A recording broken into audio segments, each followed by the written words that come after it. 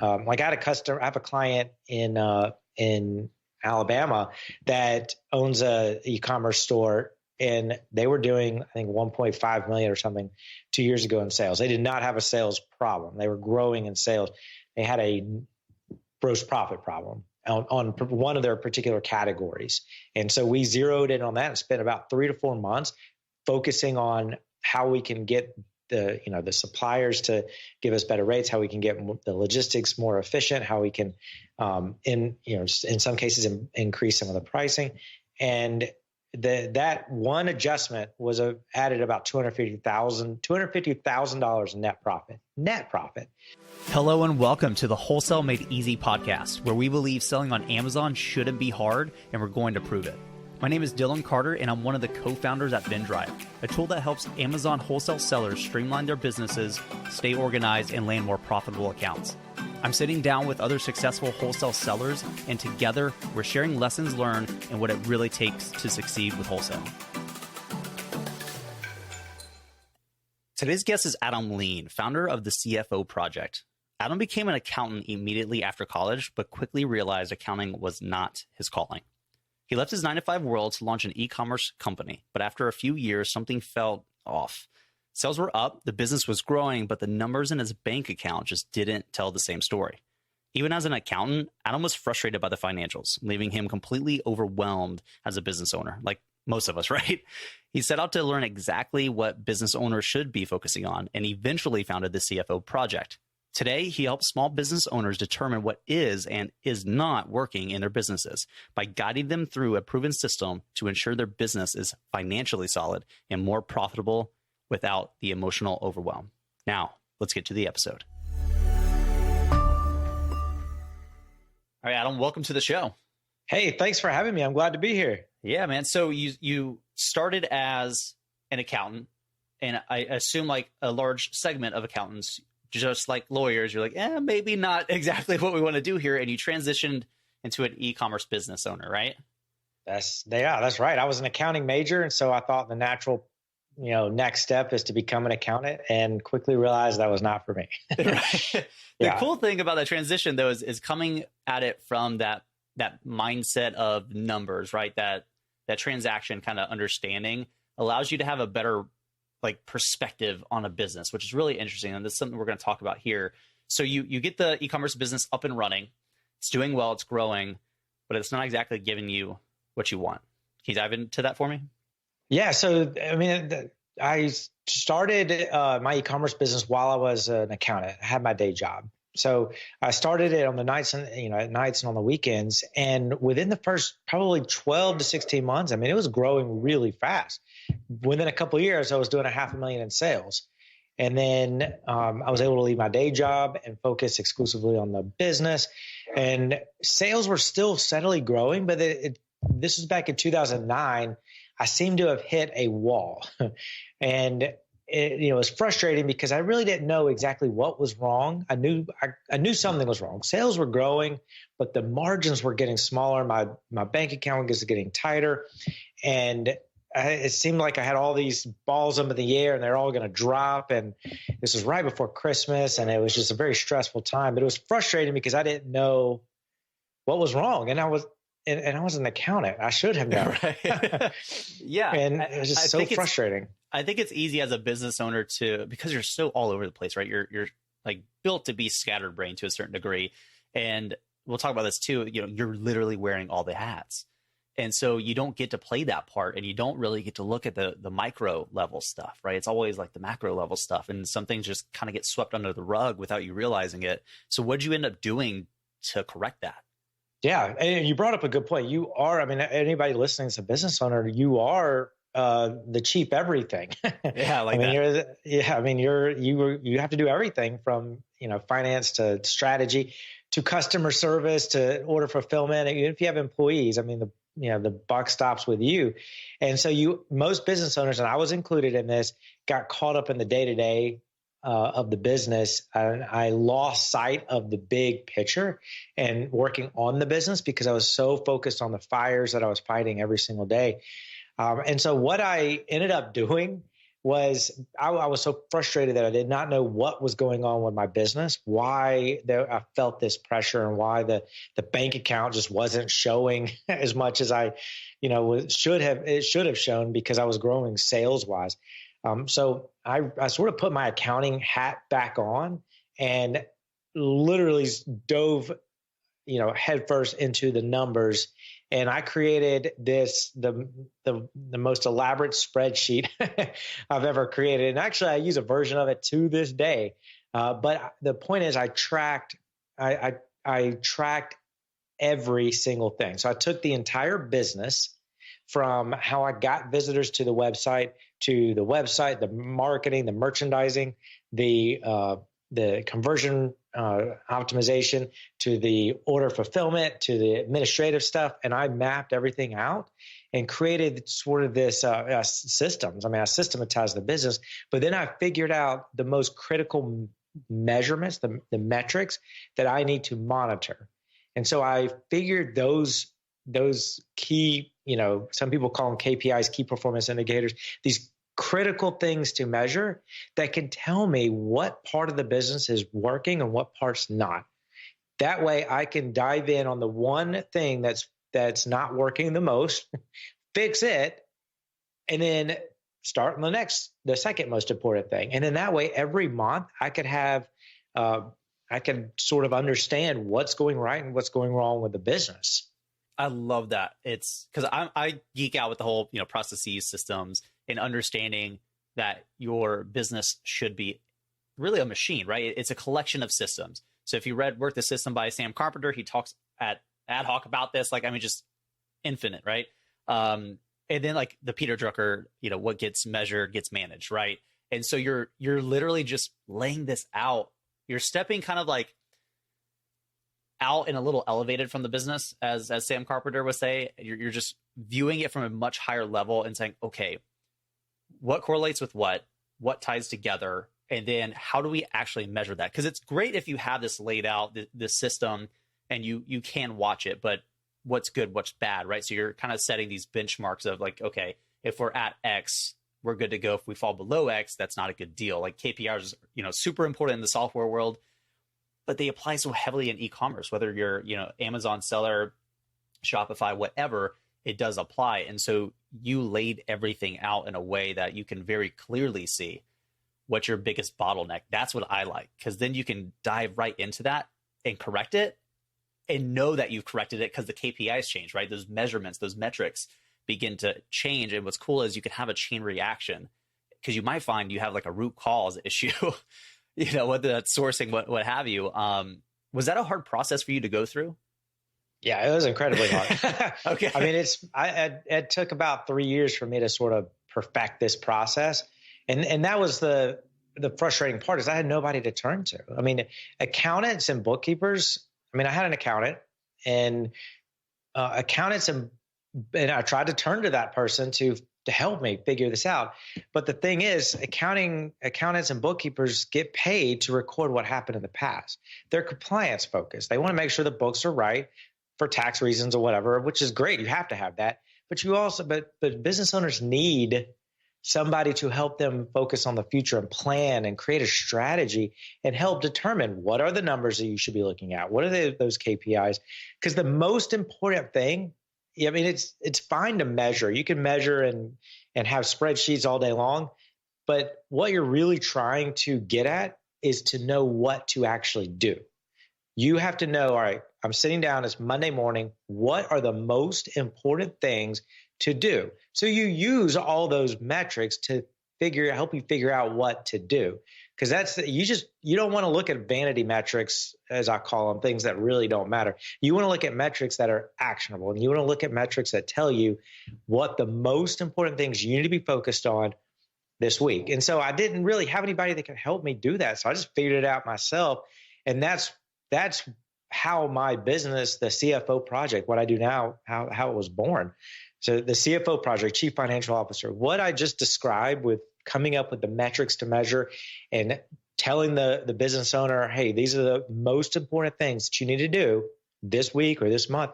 That's what a CFO does for big businesses. That's why they have them.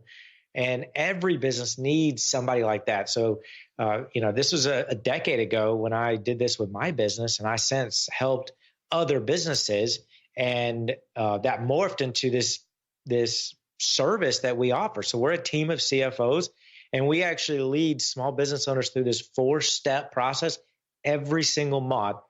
And it's designed to help them understand the most important things that they've got to work on right now. And we give it to them. We tell them, these are the things that we think you should work on. And we discuss it and strategize we do this on a video call. And at the end of the call, they are very clear on what needs to happen to hit our profit goals for the year. I love that. It's gaining clarity, right? And as an entrepreneur, as a business owner, we typically don't have that level of clarity because it's hard to cut through the crap that you have to deal with, right? Some things are, it's like the Eisenhower matrix. Some things are urgent but not important. Some things are not urgent, not important, right? So it's understanding, okay, we need to focus on the things that are important and urgent, and being able to work through that. So you guys help with that. Let's transition a little bit into the financial world, right? So with us, it's heavily focused on the capital side, right? There's 3 ways to grow an Amazon business. You can either add more capital in, take less capital out, or ideally do both of those things, right? So what are some ways we can go about actually getting cash for that business? Yeah, well, I mean, there's really just 3 ways to get cash for any business. The first way is you can take on debt. So you can get, credit cards, go to the bank, whatever, get a loan. The problem is you owe that money back. So it's not real cash. And if you do, I tell people, if you take on debt, the money you spend that debt on has to help create systems so that you can get profit, true cash from the profit of the operations of the business in the future. If you're taking on debt just to fund payroll next week, just to stay alive, that's dangerous. It's totally dangerous. Right. So the first way is to take on debt. The second way is to get investors. The second way to get cash is to get investors. You can get investors. And by the way, getting that is much harder than it sounds, and maybe not practical for many businesses. Places like Shark Tank, shows like Shark Tank make it sound super simple and sexy, but it's, in many cases, you may not need to take on, or it may not be prudent for your business to get investors because you have to give away a piece of your company. Yeah, it's debt versus equity, right? That's really the 2 big wins. Even regardless of how big you get, the debt structure can change, but it's still either debt or equity. And I've talked to a few businesses where they want to go the investor route because they want to raise cash. But when you look at the business and you realize that you don't have an alignment of outcomes, right? Somebody might only want to keep their business at 6 figures, but if you're investing in that business, you're like, listen, I want us to get to 7 figures. I want to maximize that equity value. So it's understanding a few things, right? Like, are we in alignment with the outcome that we want? And having clarity on that process, right? Because now you got some say in that business, and you have somebody kind of holding you accountable, which might be a good thing. It's funny you mentioned, being able to have almost like I guess you would call like a virtual CFO, be able to sit down with you almost like a boss and say, hey, listen, I'm going to give you some clarity here. I know you're running around like crazy. Let me help you, make some decisions here, get some clarity, and have action items to take away from. It's great because, especially like for first-time business owners, you just don't know what you don't know. And sometimes you kind of need a quote-unquote boss in like a roundabout way. Exactly. Right. Yeah, yes. You need accountability, and that's exactly what we do. We're kind of like your virtual CFO. You need, and even if you don't work with us, you got to have somebody to do it. The Serena Williams, one of the best tennis players in the world to this day, has a coach, has a mentor, a guide, because she wants to be the best. And, and that's why big businesses have CFOs. You got to have somebody giving you this. And it was super important. And then that's the thing. You could take on debt, you could take on equity, but the best way, or you could give away equity, the best way to generate cash is to fund it from your operations. And I like what you said earlier. Your business is a set of systems. So I tell people, think of your business as like a machine that you sort of have in your garage. And that machine's function, the only function is to manufacture cash. I mean, wouldn't you keep your machine well oiled and well tuned? Yeah, exactly. I would. Nice and clean. Yeah. And so in that machine that is made up, like you said, of a series of systems. You have your sales system, your marketing system. How do you get traffic to the website? You have your sales system. How do you convert that traffic? And you have your operations and logistics and all that. That's a system. Then you have administration behind the scenes, and those are all systems that individually you've got to understand how they work and understand what data to look at to know which part of your system is not working, so that you could focus on that, because that's how you get the most important things you need to work on that day, that week. Yeah, and that's what we do. I mean, we help you figure out that. Today's episode is brought to you by GoAura.com, our AI-based repricing tool. If you're ready to take your sales to the next level, repricing is the way to go. No more manually adjusting your prices each day. Let our AI actually do the heavy lifting for you. And if you're sick of repricing tools dropping their activity and leaving you in the dark, Aura can help. With smart repricing strategies, an optimized platform, and instant repricing, Aura both reprices faster and holds the buy box for 65% more time than competing repricers.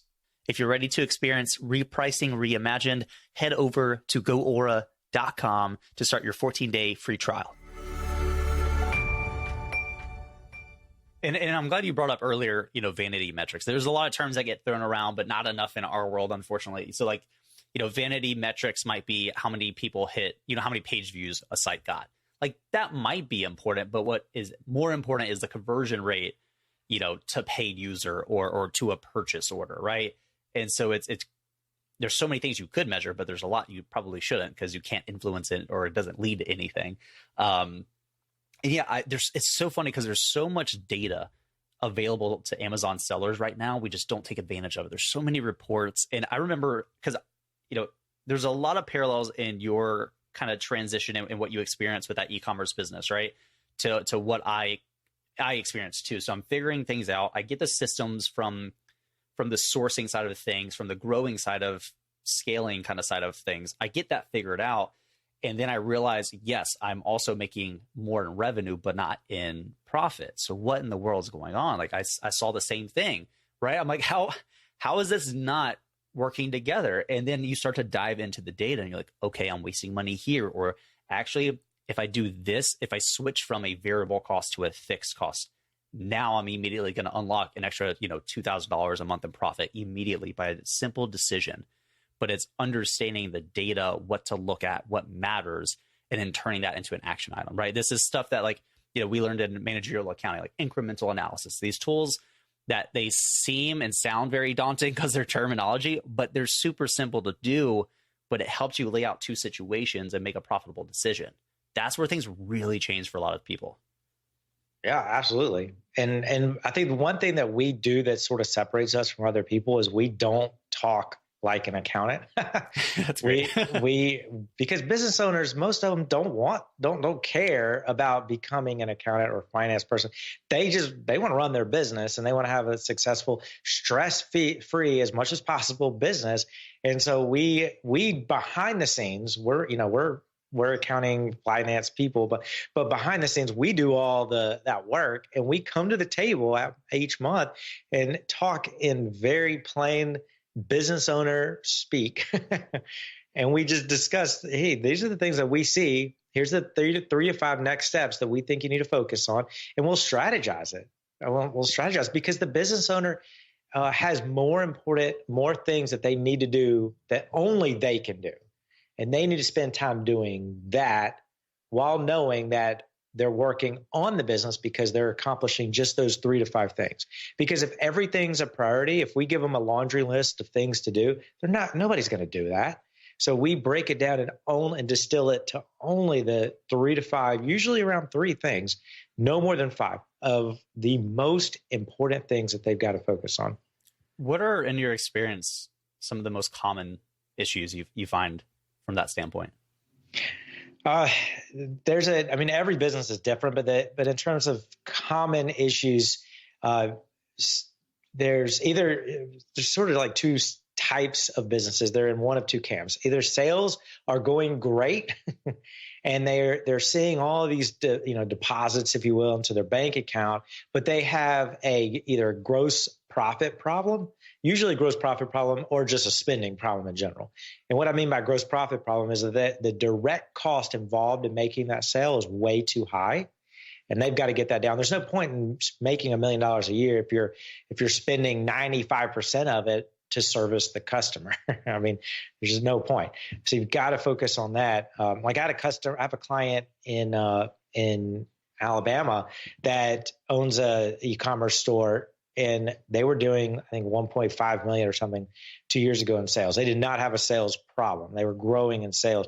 They had a gross profit problem on one of their particular categories. And so we zeroed in on that and spent about 3 to 4 months focusing on how we can get the suppliers to give us better rates, how we can get the logistics more efficient, how we can, in some cases, increase some of the pricing. And that one adjustment was added about $250,000 in net profit, because and it had nothing to do with sales. They didn't even increase their sales. That's great. So that, but the business owner would never have recognized that because there's a million things that they've got to focus on. And, but at the end of the day, profit is the most important. I mean, why have a business if it's not profitable? Yes. I mean, why? And this is a big thing, like, not to interject, but like, especially in our world, it's always like, oh, I hit this new milestone, and it's always revenue. It's always top line revenue. I'm like, that's great, but same thing, right? Like I could show you $1 million in revenue by spending $1 million on cost of goods sold, right? And so it's cool, it's nice, it's a vanity metric. I really would rather you measure your profit and see how that fluctuates, especially as it becomes relative to your revenue, right? Like, are your margins increasing over time? Are you making more money in your pocket versus something you can post on Instagram that looks cool? Totally. In 2009, I had a 7-figure business sales wise. Sounds cool, just like you said. Why was I so stressed and overwhelmed? And 4 days before Christmas, like looking at a pile of customer problems and logistics, and because it was a snowstorm somewhere in Kansas, and nobody could get their stuff, and I was ruining their child's birthday or Christmas gifts, and but I had a 7-figure business. Right. Where's the Lambo? Yeah. Right. Totally. Yeah. And that's a problem. I'd rather have a 5-figure business and be making bringing home 90% of that, than have a 7-figure business bringing home 2% of that. Yeah, exactly. So you focus on that one side they can't. Let's transition over to like the second side where it might be the growth. Yeah. So in these cases, businesses have sales problems. They're not bringing enough traffic to their site, or they're not converting the traffic, or both, combination of the two. And the problem is it sort of takes money to make money. You've heard that saying, and the best thing to do is be able to have the cash flow to reinvest in the business and do those things, like hire other experts to help you, or to be able to expand marketing, or to buy inventory so that you can sell it. There's so many different problems, but you have to be able to treat your business as that machine that's self-funding itself. You have to fine tune it. And if you have a sales problem, it may be one of those things where we get really, really efficient at the existing business. So in other words, purposely stop trying to grow sales, get really efficient, have a business model that works now. Then once you have a business model that works, the money that you're making, we reinvest that and pour gasoline on this business and just see it explode. I mean, that's the goal, rather than trying to be a major player and you're just going to go out of business in a year. I mean, Small Business Administration has all these stats. They produce all these stats. And they say 50% of all small businesses fail within the first 5 years. That's slightly daunting. That's kind of scary. That's crazy. 1 out of 2. That's crazy. But then you have to ask the question, why, right? Because that's a lagging indicator. Let's focus on, and which is what we've been focusing on here, is the why of that. And so what we're really talking about is like this bootstrapper revenue first method. And that's what we're huge fans of. We have people come to us, they're like, Dylan, how much money do I need to get started with wholesale? I'm like, as much as you have, because I can't magically give you 10 grand, right? If I say 10 and you have 2, well, you still got 2. And so you focus on driving revenue and not immediately siphoning off profits from the business as quickly as possible. Like I can't stand when somebody comes to me and they're like, oh, I quit my job today. I need to be making 6 figures in the next 30 days. Like, well, one, you don't understand the mechanics. You've never owned a business. The likelihood of that happening from a statistic standpoint, it's fairly low. So go get your job back. Let's dedicate a year to you still working that job and making this work. And then we'll go from there. Because yeah, like if you're just focused on pulling money from the business, you're just not going to have the mechanics to help that business continue to grow. And from a funding standpoint, because I love external capital, I think it makes a lot of sense in a lot of situations, but it can't be day one, you have no idea what you're doing, let's go raise money. Like, makes 0 sense to me. But once you've got the mechanics down, like you were saying, like focusing on those mechanics, using the revenue from the business to make the mechanics, the systems, the machine super efficient, super effective. Well, when you go to take external capital, because you're like, we're doing 6, but now we want to do 8 figures. Okay, capital is probably going to help you at that point grow.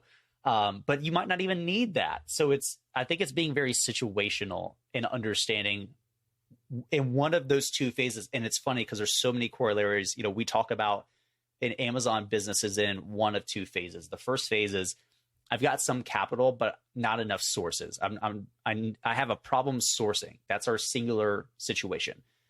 Then you get the mechanics of that down. It's systematized. You can, pretty much repeatedly do that and get the same outcome you want. You can control that because it's a numbers game. And then you go to phase 2, which is I have a ton of inventory I can purchase that is profitable, but not enough cash. Okay. Kind of similar, right? You're either focusing on the mechanics internally and then saying, great, those are all good. Now I need to grow. It's the exact same thing. That is so cool. I feel like I'm validated. Yeah, totally. I mean, that's so cool. You're building a house, you need to blueprint it out before you even break ground. You got to map out a business that works. And this is why, honestly, every business owner needs a whiteboard. Because when you can take a whiteboard and you can nerd out and you can literally lay out, and I like workflows. You hear about like swim lanes and all these processes, like frameworks. I like to just lay out what is step 1 in the business. And you look at a holistic, high level, this is the major system. This is essentially the business. But then you can zoom in and say, okay, well, if we source at this level, what's our sourcing system? What's that subsystem look like? And can we tweak that? And okay, well, what's our this is crazy to me because nobody counts or measures their conversion rates when we're basically doing B2B sales. You should know for every 10 suppliers you reach out to, how many convert to open and how many convert to profitable. Because if you know that, that's a great KPI. You could say, I want to open 4 out of 10, and you can measure that and you can know. So I love this because this is where I literally geek out.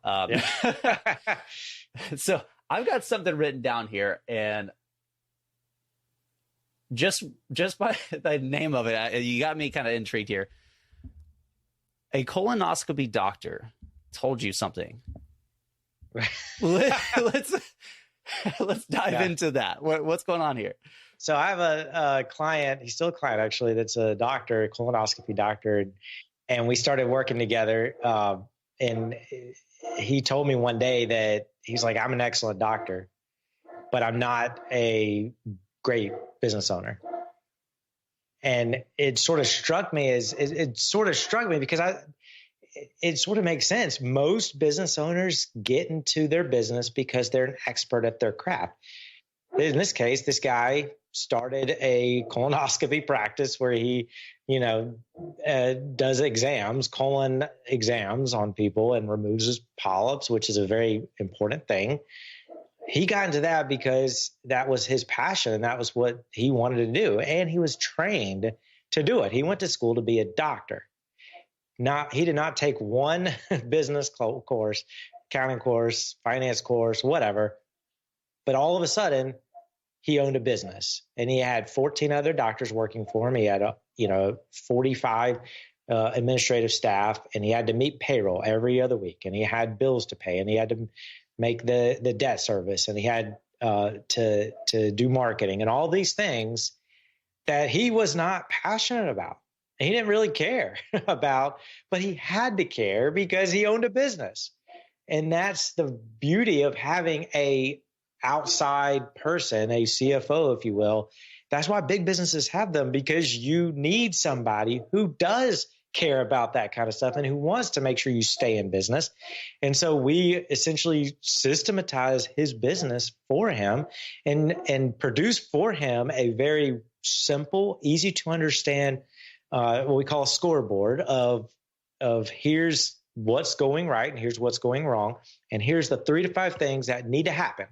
And he doesn't do these 3 to 5 things. He has other staff he delegates to. But the point is, as the business owner, he gets it now. He knows what's going wrong with his business and what's going right with his business. And before, he knew he was a great doctor, but he was not confident in his ability to run a business. And I think that applies to a lot of small businesses. I mean, in 2009, I wasn't confident in myself, and it showed. I mean, I had a 7-figure sales business, but my bank account didn't show that. Like, where did the money go? I think it's such a pattern that you see, especially with a large enough sample size. I think the E-Myth Revisited book talked a lot about this, right? Like you start as a technician, and you're good at doing this singular task. And that's probably why you started the business, right? But at some point, you got to transition to the manager and then eventually to the entrepreneur. And that's a hard transition because a lot of people go, I love sourcing, but that could be a bottleneck, right? And a lot of people are good at doing one thing, but not running the whole business. You might be amazing at finding wholesale suppliers and placing purchase orders. But if the entire business, if we look at it from a holistic standpoint, if the rest of that is not on point, it's not going to work, because again, we're talking about a machine here, right? It's a collection of systems, and they all kind of need to align to work out. And so I think you see this just across the board. And it's funny because I do, oddly enough, talk to doctors every now and then, and you hear the same thing. They're like, yeah, I'm great at this. I'm a dentist. I'm great at what I do, but all this other stuff, I have no idea. And it's funny because I focus so heavily on the business side. I'm like, yeah, that stuff's easy. But they're like, yeah, but that's not what I do. I don't want to do it, So what you geek out with versus what somebody else geeks out with, I think this is why it's important to build a team. And you hear this a lot, whether you read books, podcasts, whatever. To grow a big company, you need a good team. And that's lending on other people's skill sets and adding clarity to those things, or having somebody be able to look at your business and say, hey, yeah, it does look great, but here's a few errors that are really massive, that are really going to hurt you, if not now, very soon, that you might have blinders to, that you might not have even thought to consider. And so having somebody like you come in, analyzing the business as a whole, especially from an outside standpoint, you're going to gain clarity, but you're going to have action items to be able to move forward with. That's absolutely massive. It's uncomfortable because you got to face some facts, but if you can get through that uncomfortable side of things get really, really easy. Like, I'm obsessed with building these like virtual teams. It's really cool. And not just like virtual assistants, but like, actual like structured specialists, like having like a virtual CFO. Like that's a cool thing that was not present or available in the last like 10 years. I mean, I'm sure it was available, but it wasn't as common as it is now. And it was pretty much structured from like a consultant standpoint, right? For like Fortune 500. So now it's like, if you own a 6-figure Amazon business, you can roll with that. That's kind of insane. It's kind of cool. Absolutely. So I'm sure you guys geek out like every day. Yeah. Yeah. I mean, that's the thing. I mean, you're right. The business owners got into their business because they like what they wanted to do a certain thing, or they wanted to do this, certain task every day. And they're very much like the technician. And we believe it. That's what they want to do. They should do that. And we're just simply giving them the 3 to 5 things. That way they could do these 3 to 5 things and spend the rest of their time doing what they want to do, what they're great at, and what they'd rather do, what would be more valuable for their business for them to spend their time at. It's just right now, business owners, a lot of them get so stressed out that they lose the ability to enjoy why they got the business in the first place. And then they're so focused on the financial problems of the business that the business then becomes a drain on them, and the business starts owning them instead of them owning the business. And then they sort of burn out. They usually start working, 60, 70, 80 hours a week. They have a horrible home life. Their spouse hates them because they're so, just stressed. And it's like, and they question why they even got in the business in the first place. Yeah, been there myself many a times. Yeah, totally. Me too. Like, I traded 40 hours a week and a solid salary to work 80 plus hours a week and basically make minimum wage when you're getting started. Like, how am I not a masochist at this point? But yeah, we're good at getting started, but entrepreneurs, we're a little harder to get to that level. And so I'm glad, your company exists. If somebody's standing here, they're like, yeah, that's literally me. That's literally what I need. I'm willing to get uncomfortable. I'm willing to lay out what needs to happen to gain clarity on my business and to get it to that next level. How can they reach out, and where can they find you, Adam? Yeah. So the best way to reach out is my website, thecfoproject.com. So again, the CFOproject.com. And I have a special page for you guys. So the CFOproject.com/WME. And there's a couple things there. One, the main thing is just a link to my calendar. So if anybody just wants to get on a call, 15, 25-minute call, just to talk, to see if this even makes sense for them, or just to talk about their business. I love talking to business owners. So there's my calendar, schedule something. I'd love to talk to you. There's a couple other resources there that I think you might find valuable. So you can get those if you want. But yeah, the CFOproject.com/WME. Love it. And how we know you're a systems guy is because you can automatically schedule something on his calendar.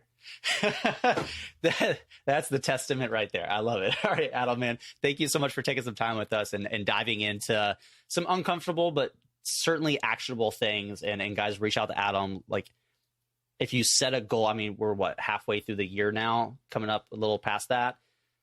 If you set goals, milestones, and you're not hitting them, or you're finding you're struggling, but you're still working your butt off, let's go ahead and get this fixed. Yeah, absolutely. Cool. Awesome. Adam, thank you so much, man. Yeah, thank you. Before we leave, I have a huge ask. If you enjoyed this podcast and you got value from it, leave us a 5-star review on iTunes. The way we're able to have more impact on more sellers is by getting in front of them. We can do that by having more reviews and getting pushed to the top of iTunes podcasts. So leave us a review and let us know what you think of the podcast.